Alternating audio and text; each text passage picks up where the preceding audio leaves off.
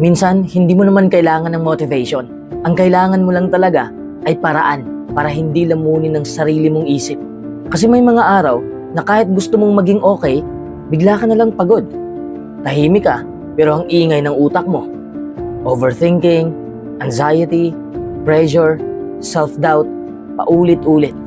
At ang totoo, hindi lahat ng laban sa mental health nadadaan sa pagiging positive. Minsan kailangan mong matutunan kung paano kontrolin ang isip mo bago ka nito kontrolin. Sa video na to, pag-uusapan natin ang mga psychological tactics na pwedeng makatulong para labanan ang negativity, overthinking, at emotional exhaustion nang hindi nagpapanggap na okay ka lang. Number 1, gamitin mo ang silent observation. Ang pinakamalaking kalaban mo ay yung sariling isip mo na hindi tumitigil kakaisip. Yung tipong tahimik naman ang paligid pero sa utak mo parang may gyera. Isang mali lang, isang rejection, isang problema, tapos biglang sunod-sunod na ang negative thoughts.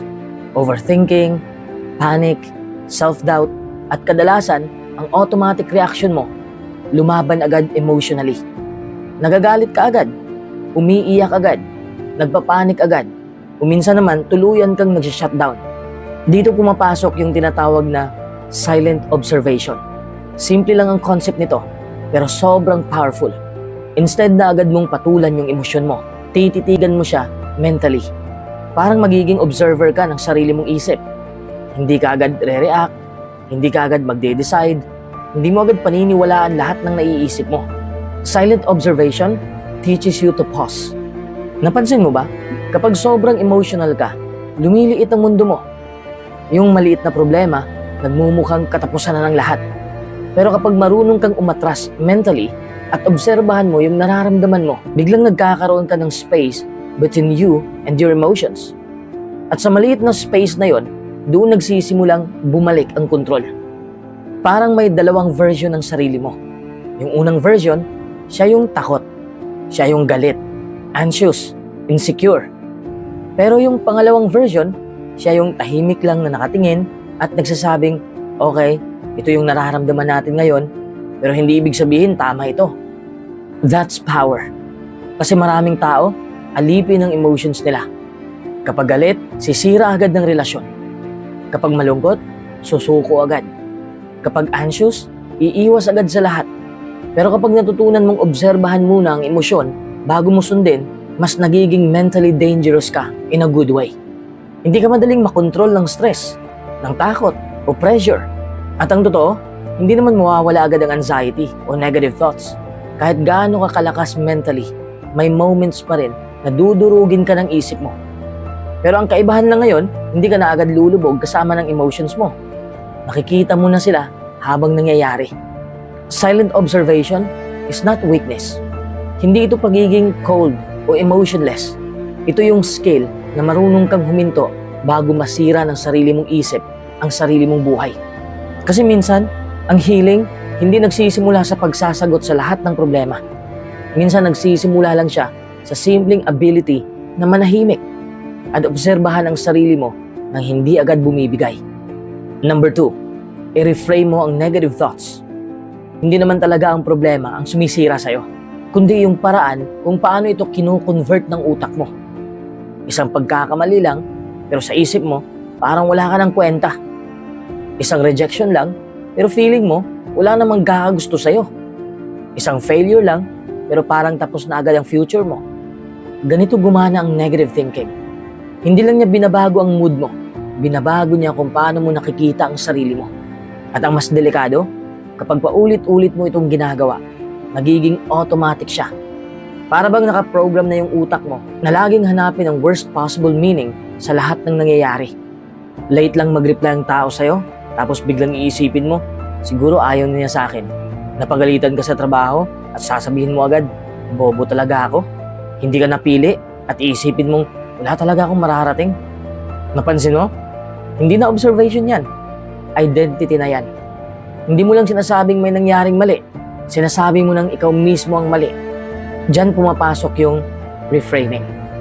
Hindi ibig sabihin nito, magsisinungaling ka sa sarili mo o magiging fake positive ka. Hindi to yung tipong, okay lang yan, kahit wasak ka na inside. Ang reframing ay pagbibigay lang ng mas balanced at realistic na interpretation sa sitwasyon. Halimbawa, instead na failure ako, pwede mong sabihin, may bagay akong hindi nagawa ng maayos. Magkaiba yon, di ba? Kasi kapag sinabi mong failure ako, buong pagkatao mo na ang hinusgahan mo. Pero kapag sinabi mong may nagawa akong mali, ibig sabihin, may chance ka pang matuto, mag-adjust, at bumawi. Ganun kalakas ang words sa utak mo. Ang problema kasi sa isip ng tao, hindi niya alam ang kaibahan between temporary emotion at permanent truth. Kapag malungkot ka ngayon, feeling mo malungkot ka na habang buhay. Kapag nasaktan ka ngayon, feeling mo hindi ka na magiging okay. But emotions change, situations change, people change. Ikaw rin, nagbabago. May mga araw talaga, nagigising ka na mabigat ang pakiramdam mo kahit wala namang malinaw na dahilan. At kapag hinayaan mong mangibabaw agad ang negative interpretation, mas lalong lalalim yung bigat. Pero kapag marunong kang umatras at tanungin mo ang sarili mo ng may iba pa bang paraan para tingnan to, doon nagsisimulang humina ang control ng negative thoughts. Kasi hindi lahat ng naiisip mo, totoo. At hindi lahat ng nararamdaman mo, kailangan mong paniwalaan. Minsan pagod ka lang. Minsan overstimulated ka lang. Minsan nasanay lang ang utak mo na laging i-expect ang pain. Kaya kahit neutral ang sitwasyon, ginagawa niya agad ang negative meaning.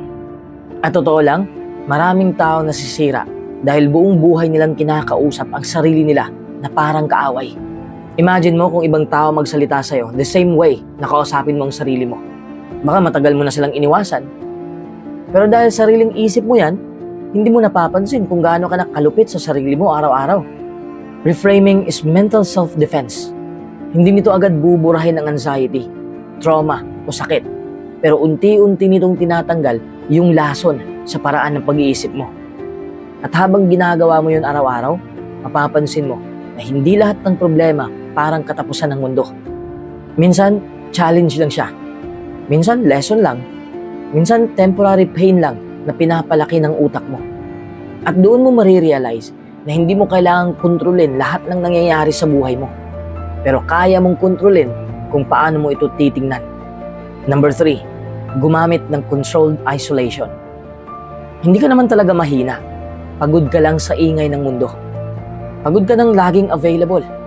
Pagod ka ng sumagot sa chats, makinig sa problema ng iba, magpanggap na okay ka, at makisabay sa energy ng mga taong hindi mo naman talaga gustong makasama. At habang tumatagal, hindi mo napapansin na unti-unti nang nauubos yung mental energy mo dahil wala ka ng space para huminga. Diyan pumapasok yung tinatawag na controlled isolation. Ang controlled isolation ay intentional na pag-atras muna para marinig mo ulit ang sarili mong isip. Kasi minsan, sobrang dami ng boses sa paligid mo kaya hindi mo na alam kung alin ba talaga ang gusto mo. Ano ba talaga ang nararamdaman mo at sino ka ba kapag wala ang expectations ng ibang tao. Napansin mo ba kapag lagi kang exposed sa opinions ng iba, sa drama, pressure at comparison, parang hindi na tumitigil ang utak mo. Kahit nagpapahinga ka physically, mentally pagod ka pa rin. Because every scroll, every notification, every interaction, may kinukuha sa energy mo. At ang masama, kapag sobra ng overloaded ang isip mo, nawawala ang clarity. Kahit simpleng problema, parang sobrang bigat. Kahit maliit na criticism, sobrang sakit.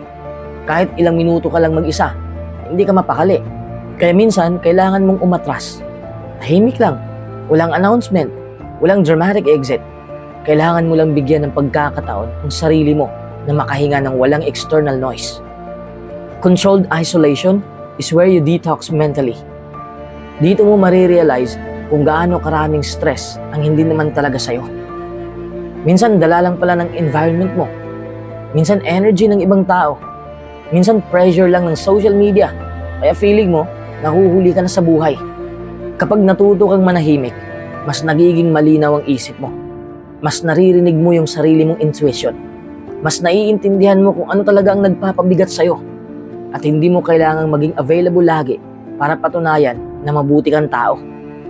Hindi mo obligasyon na laging ma-access ng lahat. Kasi kapag lahat may access sa energy mo, mauubos ka talaga. Pero tandaan mo, may difference ang healing isolation sa destructive isolation. Healing isolation gives you peace. Destructive isolation makes you disappear. Magkaiba yon.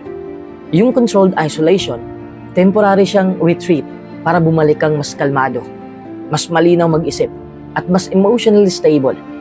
Kasi ang totoo, may mga laban sa isip na hindi mo maririnig ang sagot habang maingay ang paligid. May healing na nangyayari lang kapag natuto kang tumahimik. At yung katahimikan na iniiwasan mo, yun pala mismo ang kailangan ng isip mo para gumaan ulit. Number 4, huwag laging maniwala sa emotions mo. Isa sa pinakamapanganib na bagay na pwedeng mangyari sa'yo, yung paniwalaan niya agad lahat ng nararamdaman niya. Kasi kapag emotional ka, iba magkwento ang utak mo. Bigla niyang pinapaniwala sa'yo na totoo lahat ng takot mo, lahat ng insecurities mo, at lahat ng worst case scenarios na naiisip mo. Kapag malungkot ka, feeling mo wala nang may paki sa'yo. Kapag anxious ka, feeling mo may mangyayaring masama kahit wala namang malinaw na dahilan. Kapag nasaktan ka, feeling mo hindi ka na magiging okay ulit. At dahil sobrang lakas ng emotions, akala mo automatic na silang katotohanan. Pero hindi porket malakas ang nararamdaman mo, ibig sabihin, tama na ito. Yan ang bagay na hirap tanggapin ng maraming tao. Kasi ang emotions, convincing sila. Kapag takot ka, parang totoong-totoo yung danger. Kapag insecure ka, parang lahat nakatingin sa flaws mo. Kapag galit ka, parang gusto mong manakit o magsabi ng bagay na pagsisisihan mo rin pagkatapos. At doon nagsisimulang masira ang relationships, opportunities, at minsan, pati tingin mo sa sarili mo dahil nagdesisyon ka base lang sa temporary emotion. May mga araw talaga na kalaban mo yung sarili mong isip. Gigising ka na mabigat ang dibdib mo kahit wala namang obvious na dahilan. Tapos, dahil hindi mo maintindihan yung bigat, maghahanap ng explanation ng utak mo. Bigla mong iisipin na baka failure ka, baka walang magmahal sa'yo, baka wala ka ng direksyon sa buhay.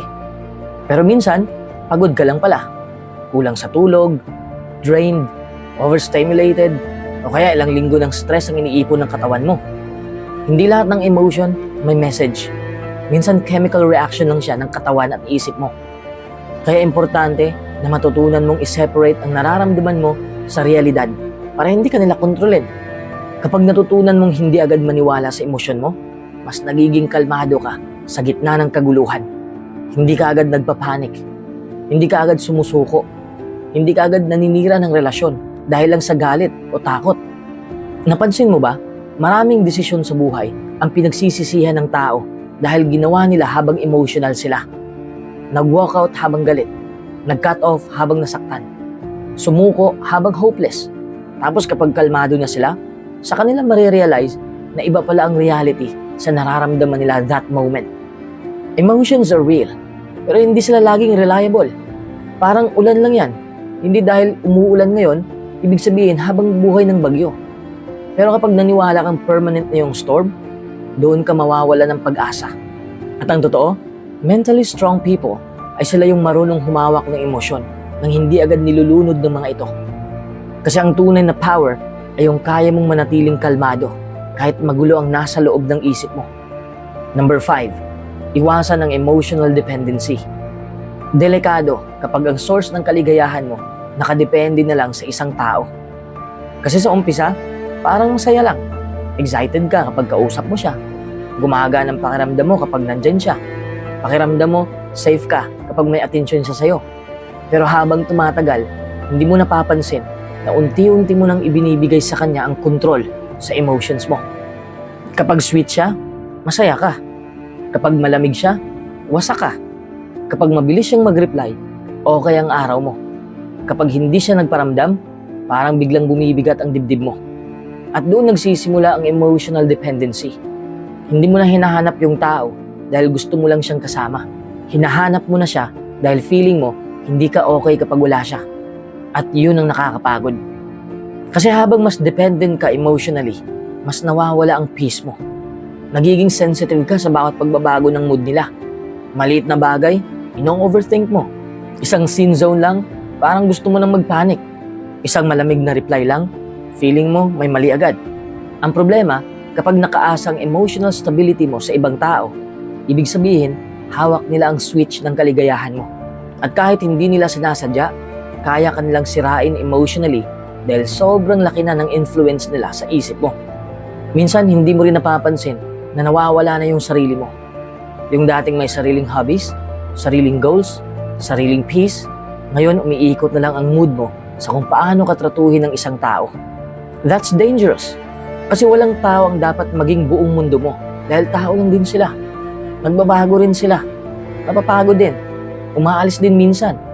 At kapag buong identity mo naka-attach sa presence nila, sobrang hirap bumangon kapag nawala sila.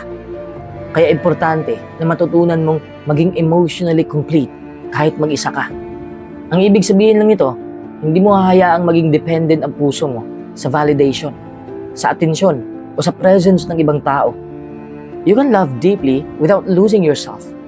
Pwede kang magmahal ng totoo habang may sarili ka pa ring buhay, may sarili ka pa ring peace, may sarili ka pa ring identity kahit wala sila sa tabi mo. At totoo lang, mas healthy ang relationship kapag dalawang buo na tao ang nagsasama. Kasi kapag emotionally dependent ka, madaling pumasok ang fear. Fear of abandonment, fear of rejection, fear na baka hindi ka napiliin. At dahil takot kang mawala sila, minsan pumapayag ka na sa bare minimum. Tinitiis mo yung disrespect, tinitiis mo yung emotional pain. Kasi feeling mo, mas masakit mawalan kaysa masaktan.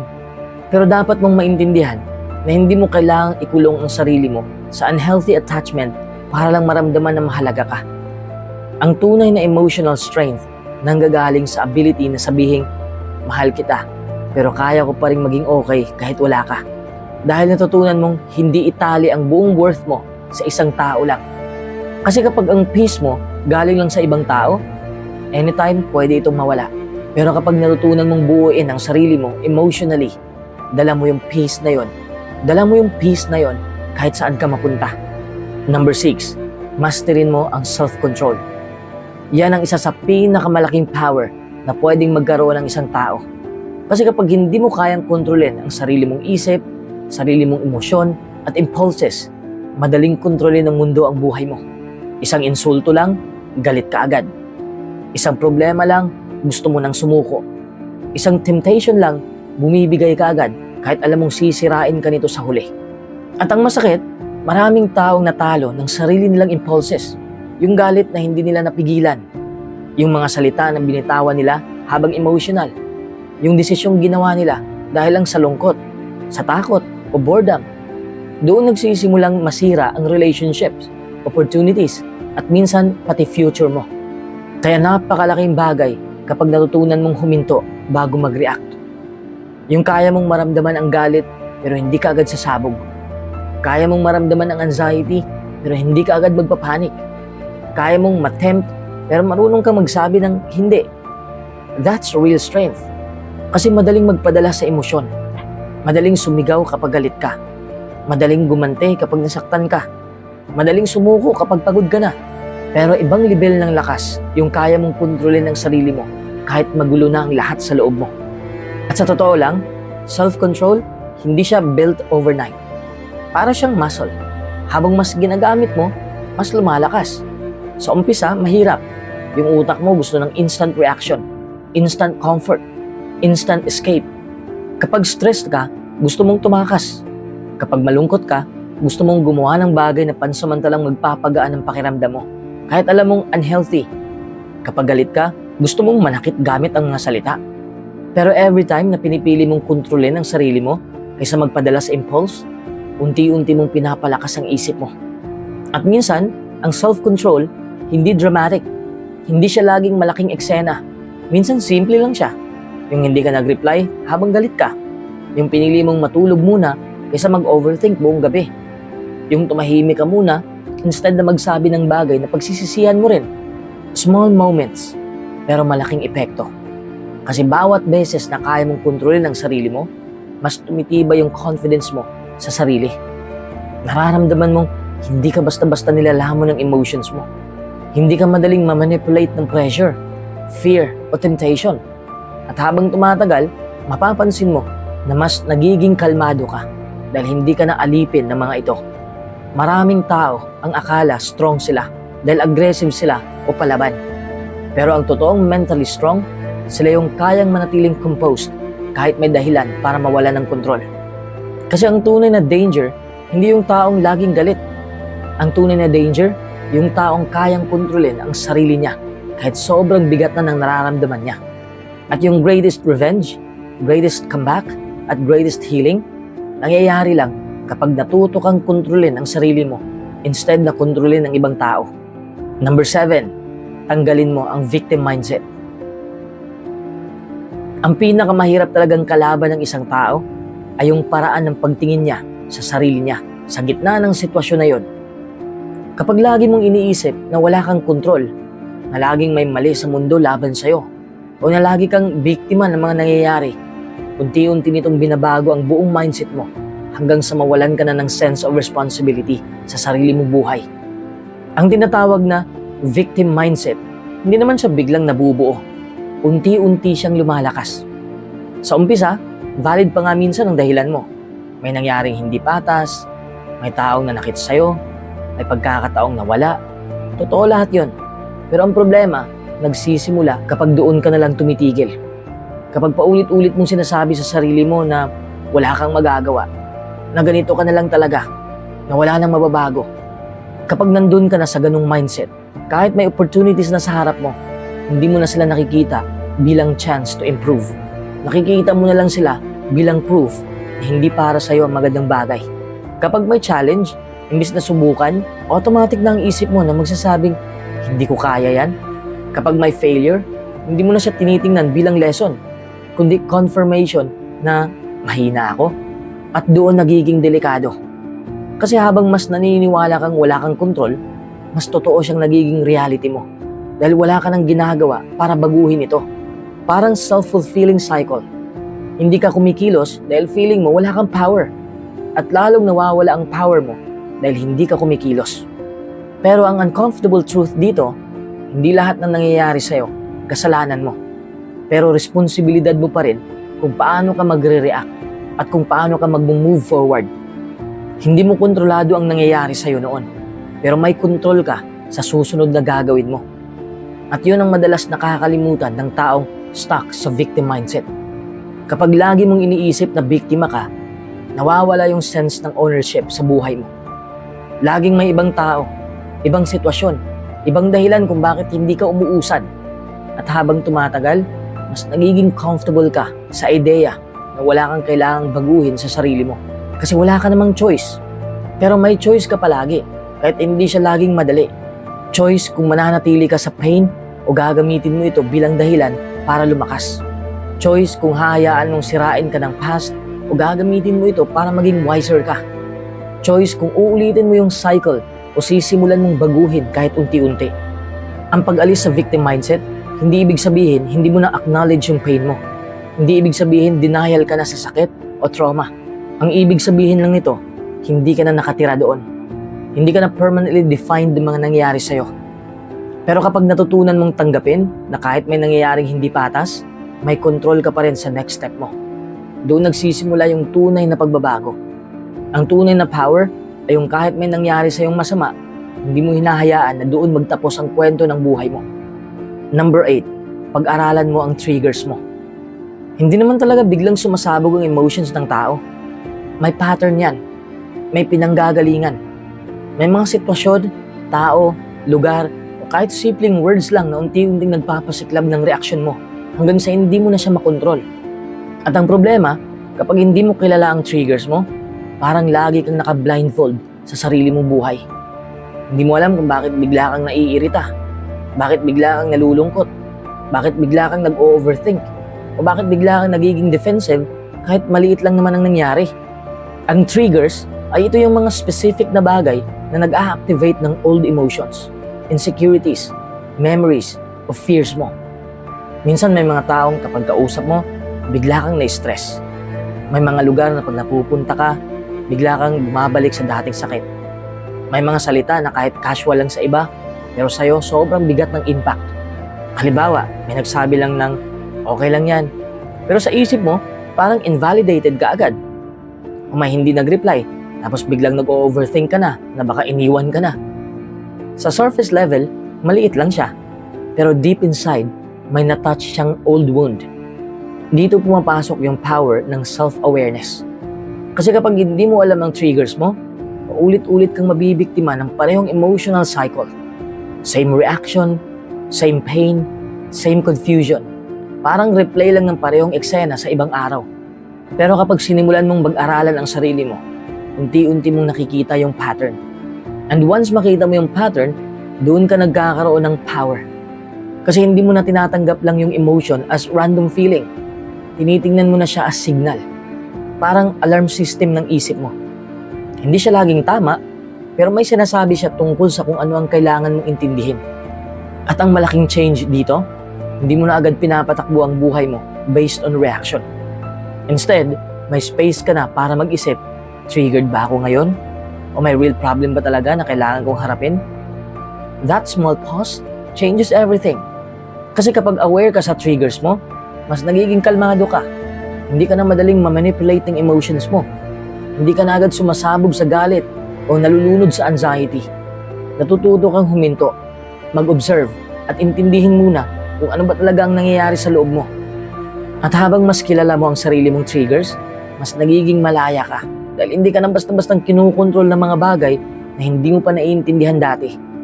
Kasi ang tunay na control ay yung alam mo kung bakit ka nakakaramdam at hindi ka agad nadadala ng bawat emotion na dumadaan sa isip mo. Number 9, practice emotional detachment sa toxicity. Hindi mo agad napapansin na unti-unti ka nang napapagod dahil sa mga taong pinapasok mo sa isip at damdamin mo. May mga salita na paulit-ulit mong iniisip. May mga tao na kahit wala na sa harap mo, parang dala-dala mo pa rin ang bigat nila. At habang tumatagal, parang hindi ka na talagang mapayapa kahit tahimik ang paligid. Dito pumapasok yung emotional detachment sa toxicity. Ang emotional detachment ay skill na tinutulungan kang hindi dalhin sa loob ng sarili mo ang mga bagay na sumisira sa peace mo. Kasi ang totoo, hindi lahat ng opinyon kailangan mong pakinggan ng personal. Hindi lahat ng insulto kailangan mong sagutin. Hindi lahat ng behavior ng ibang tao ay reflection ng worth mo. Pero kapag emotionally attached ka sa toxicity, kahit maliit na bagay, pinapalaki ng isip mo hanggang maging personal attack na siya sa identity mo. Halimbawa, may taong bastos o sobrang cold ang trato sa'yo. Kung walang emotional detachment, automatic ang isip mo, may mali ba sa akin? Hindi ba ako enough? Bakit ganito sila sa akin? Pero sa reality, minsan ang ugali ng ibang tao, hindi tungkol sa'yo. Tungkol yun sa sarili nilang issues, stress o emotional state. Pero kapag wala kang boundary emotionally, lahat dinadala mo. At doon ka nauubos. Ang emotional detachment sa toxicity ay hindi pag-iwas sa tao sa lahat ng oras. Ito ay pag-set ng mental boundary. Ang toxicity ay galing sa social media, sa comparison, sa mga expectations, at sa sarili mong inner critic. Yung boses sa isip mo na laging sinasabing, kulang ka, late ka na, hindi ka enough, hindi ka nag-i-improve. Kapag hindi mo alam mag-detach emotionally, pati yung boses na yon, pinapaniwalaan mo na parang absolute truth. Pero ang reality, hindi lahat ng naiisip mo ay kailangan mong sundin. Hindi lahat ng naririnig mo ay kailangan mong gawing identity. May mga bagay na kailangan mo lang marinig. Then, let go. At habang natututo kang mag-detach, unti-unti mong nararamdaman na mas gumagaan ka. Dahil hindi ka na sobrang naapektuhan ng lahat ng nasa paligid mo. Hindi mo na kailangang i-fix lahat ng tao. Hindi mo na kailangang i-absorb lahat ng negativity. Hindi mo na kailangang patunayan ang sarili mo sa bawat tao na hindi ka naman binibigyan ng peace. Kasi ang emotional detachment sa toxicity ay hindi pagkawala ng empathy. Ito ay pagpili ng peace over unnecessary emotional damage. At ang tunay na strength ay yung alam mo kung kailan ka dapat mag-open at kung kailan ka dapat umiwas para hindi ka tuluyang mawala sa sarili mo. Number 10, sanayin mo ang sarili mo sa discomfort. Ang dahilan kung bakit stuck ka sa parehong version ng buhay mo ay dahil iniiwasan mo yung discomfort, yung uncomfortable feelings, yung hirap, yung moments na kinakabahan ka, naiilang ka, natatakot ka, o parang gusto mong umatras na lang. Natural sa utak ng tao ang umiwas sa discomfort. Built-in siya. Survival mechanism siya. Gusto ng isip mo ng comfort, ng safety, predictability. Kaya kapag may bagong bagay, may challenge, may risk, automatic ang resistance. Mamaya na lang. Hindi ko kaya yan. Delikado yung gawin. Baka mag-fail ako. Pero hindi napapansin ng karamihan, sa sobrang pag-iwas sa discomfort, doon sila natigil. Kasi lahat ng growth, kahit ano pa yan, lahat yan, laging may kasamang discomfort sa simula. Walang version ng pagbabago na purely comfortable. Kung comfortable siya all the way, ibig sabihin, hindi ka talaga nag-improve. Halimbawa, gusto mong maging mas emotionally strong, pero iniiwasan mo lahat ng situations na nagtitrigger ng anxiety mo. Gusto mo maging confident, pero ayaw mong ma-reject, ayaw mong mapahiya, ayaw mong magkamali. Gusto mong maging better ang buhay mo, pero ayaw mong matry ang bagong bagay na hindi ka sure sa outcome. Ang nangyayari, safe ka nga, pero stuck ka rin. Dito pumapasok yung idea ng sanayin ang sarili sa discomfort. Ang ibig sabihin nito, hindi ka natakot sa uncomfortable feelings. Unti-unti mong tinuturuan ang sarili mo na kaya mong manatili kahit hindi ka komportable. Kaya mong magstay kahit kinakabahan ka. Kaya mong kumilos kahit natatakot ka. Kaya mong sumubok kahit hindi perpekto ang timing o confidence mo. Kapag lagi mong iniiwasan ang discomfort, lumalakas lang ang takot mo. Habang iniiwasan mo, lalo siyang lumalaki sa isip mo. Pero kapag hinaharap mo kahit konti, kahit unti-unti, napapansin mo na hindi pala siya kasing laki ng iniisip mo. Kasi sa huli, hindi mo kailangang hintayin na mawala ang discomfort bago ka kumilos. Minsan, ang tunay na pagbabago, nagsisimula kapag kumilos ka kahit nandyan pa siya.